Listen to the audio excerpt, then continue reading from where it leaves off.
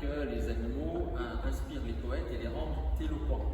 L'inverse est vrai, les poètes et les artistes rendent les animaux aussi éloquents. Et donc on peut dire qu'il y a une synergie artistique, une synergie d'éloquence entre les artistes et les animaux, particulièrement au XVIIIe siècle. Et à la suite de mes travaux sur le poète écossais Robert Burns, que je présenterai tout à l'heure, cette conférence a pour but de présenter des perspectives variées, très rapides bien sûr en 15 minutes, philosophiques, historiques, anthropologiques, sur cette période, plus spécifiquement la deuxième moitié du XVIIIe siècle en Grande-Bretagne, qu'on appelle l'ère sentimentale. En effet, à la suite des travaux de Locke et de Newton, plus ou moins bien ou mal interprétés, l'idée des ondes par la gravitation, on estime, dans la diffusion de ces idées, on estime qu'on est plus à l'écoute de la nature si on est à l'écoute de ses sentiments. Et il y a deux conséquences, deux lignées majeures à cette idée vulgarisée. D'un côté, c'est une dimension un peu rigoriste, à tendance puritaine, qui consiste à condamner la boisson, par exemple, qui amène les débordements. Et donc, il est très important de boire du thé, qui est un indice de civilité, voire de civilisation. Et une dimension beaucoup plus humaine, humaniste, qui consiste à considérer que beaucoup d'éléments du vivant sentent, et assez rapidement, ça aboutit en Angleterre à l'abolition de l'esclavage, voilà, tout simplement. Les animaux, et on sait combien les combats et les combats abolitionnistes d'un côté et les combats pour le bien-être animal ont souvent été liés. Cela apparaît dans, j'ai pris l'exemple de trois artistes. William Hogarth, que vous voyez ici, portrait du peintre avec son chien, William Blake et Robert Burns.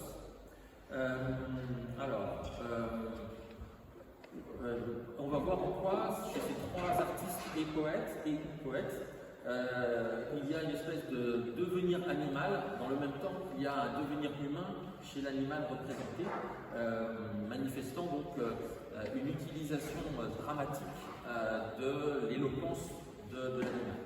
Donc dans ce portrait, c'est son chien de compagnie, un pug, un carlin en français, et qui est représenté en buste.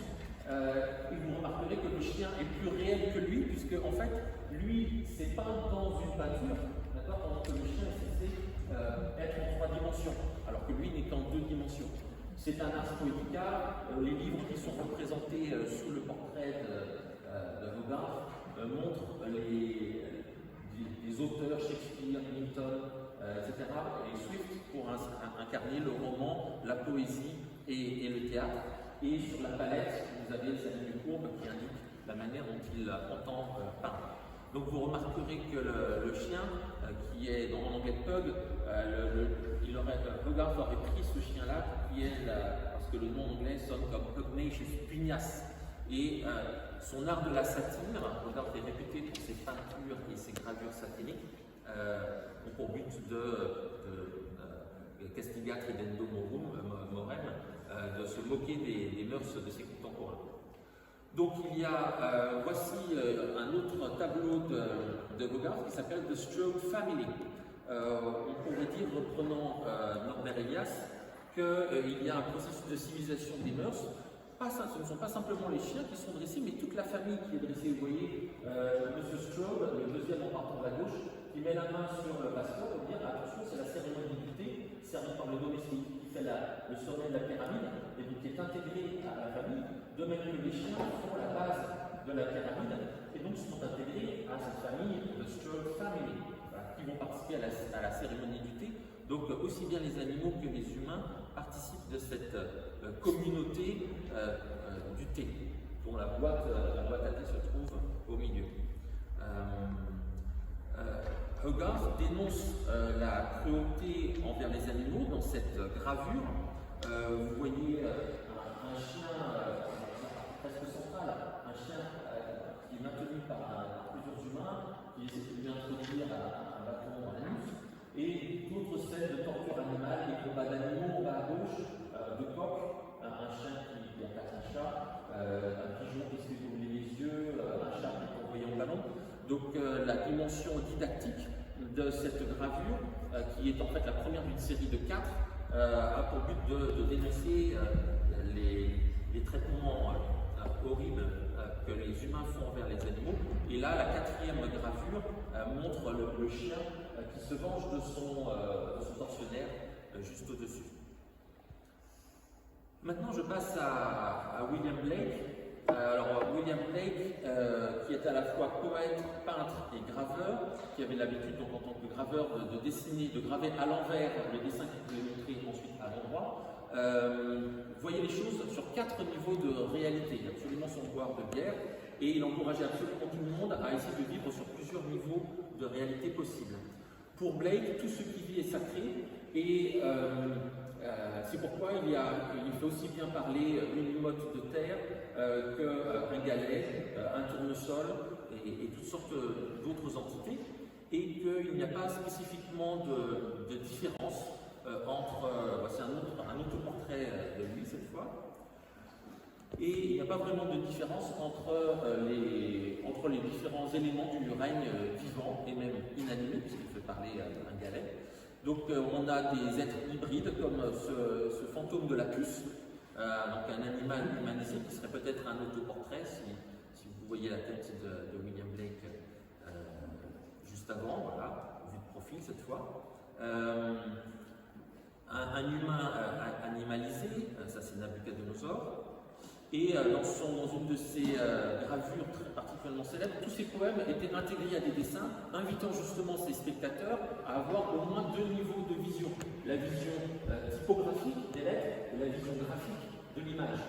Dans ce poème hyper célèbre qui s'appelle Le Tigre, on a un locuteur qui a une spéculation théologique sur l'origine du bien et du mal à partir du tigre, et dans le poème typographique, le locuteur est là à dire « Je suis certain que le tigre est à l'origine du mal, de la même manière que l'agneau est à l'origine du bien. » Or, quand on regarde en dessous, on voit un tigre qui est sur le point de s'arrêter, avec la queue entre les jambes et les yeux déformités, qui n'est pas du tout l'incarnation du mal, tel que le locuteur au-dessus semble vouloir, il appelle ça « fearful symmetry ». Le tigre propose une symétrie absolument effrayante. Donc on voit en quoi par cette double vision, ce jeu d'opposition entre le typographique et le graphique, Blake invite son spectateur-lecteur à mettre en doute la rationalité du locuteur du poème. Donc voilà, il y a de nombreux êtres hybrides, incluant une vue avec des ailes, Adam avec le serpent, donc de nombreux êtres qui participent des 2 degrés. Maintenant, Robert Burns, poète écossais, qui était, c'est un poète paysan, extrêmement cultivé, autodidacte, est considéré par un éthologue écossais comme le premier écologiste écossais, donc il a vécu à la fin du XVIIIe siècle également, contemporain de William Blake, et il fait parler de nombreux animaux dans ses poèmes. Alors oui, Robert Burns était opposé à la chasse, opposé à la pêche. Voilà un de ses poèmes où il s'excuse, où il ressent une forme de honte un peu similaire à la honte de Derrida face à son chat. Là, il a honte d'avoir dérangé des oiseaux sur un lac. Je ne le traduis pas, bien entendu. Merci. Maintenant, On Seeing a Wooden Hair. Donc justement, vous voyez les premiers mots, Inhuman Man, homme inhumain. Pourquoi est-ce que tu tues des animaux pour ton plaisir? Il écrit dans sa correspondance combien c'est aussi contraire à la reproduction des espèces, puisque la chasse a lieu à toutes les saisons, sans prendre en compte la reproduction des animaux, la période de fécondation. Dans ce poème, The Death and Dying Words of Pumaini, il donne la parole à une brebis qui a subi un traitement pas tout à fait correct de la part de son propriétaire, puisqu'elle s'est étranglée par la corde qui la maintenait à un poteau. Et donc non seulement elle commence par raconter un peu sa vie, comment elle en est arrivée là, dans une forme de biographie animale, pour reprendre le titre d'Éric Baratet, elle indique les mauvais traitements, le mauvais traitement qu'elle a reçu de son propriétaire, demandant à pouvoir s'ébattre gaiement sans être retenue à travers les champs.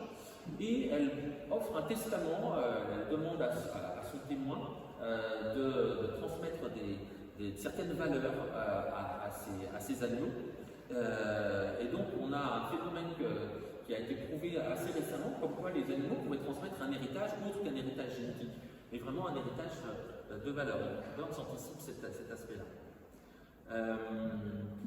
Dans ce poème où il fait parler, plus exactement, il dialogue avec sa jument, il se met en scène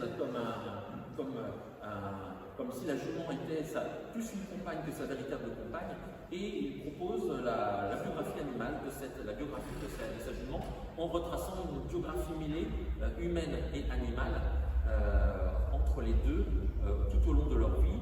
Ils sont tous les deux très vieux, et c'est le jour de Noël, et il va lui donner un cadeau de Noël comme un autre. Donc ces différents éléments m'amènent à montrer aussi que ces trois artistes poètes en viennent à s'identifier à des animaux sous la forme d'un alter-ego animal ou un ego animal alter, une forme d'animalisation spéculaire, pour reprendre l'expression de Derrida, l'autre animal ou un autre comme animal. Il s'agit de quitter l'homme et de devenir animal et fier de l'être. Vous voyez le portrait de Hogarth est inversé dans une de ses gravures, et il se représente cette fois, tout en reprenant le chien, il se représente sous la forme d'un ours. Quant à William Blake, dans un poème qui s'intitule La mouche, il pose cette question: ne suis-je pas une mouche comme toi, ou n'es-tu pas un homme comme moi? Enfin, Robert Burns, alors j'ai repris donc le rhinocéros de Dürer, bien connu. Dans les années 1740-1750, il y avait un rhinocéros femelle Clara qui était parti des Pays-Bas en France et avait fait le tour de l'Angleterre. Et le rhinocéros était bien sûr connu de façon conceptuelle, hormis cet animal unique qui avait fait un peu le tour des îles.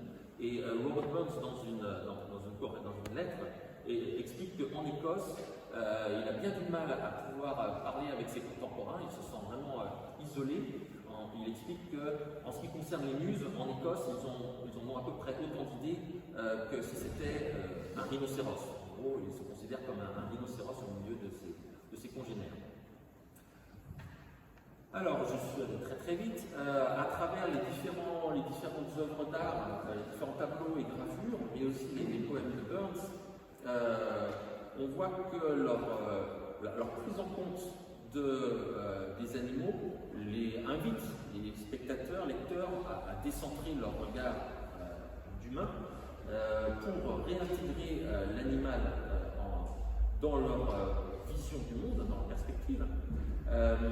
La dénonciation de la chasse, la dénonciation des tortures envers les animaux, la cruauté envers les animaux, font que ces trois artistes et poètes anticipent la déclaration des droits des animaux, à bien des égards, que les animaux puissent évoluer à leur gré, la dimension de sensibilité animale, interdire la cruauté envers les animaux, et tous les trois considèrent une animalité pensée comme un héritage riche à recueillir.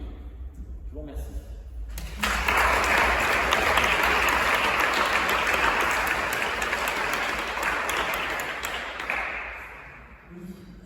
Nous avons 5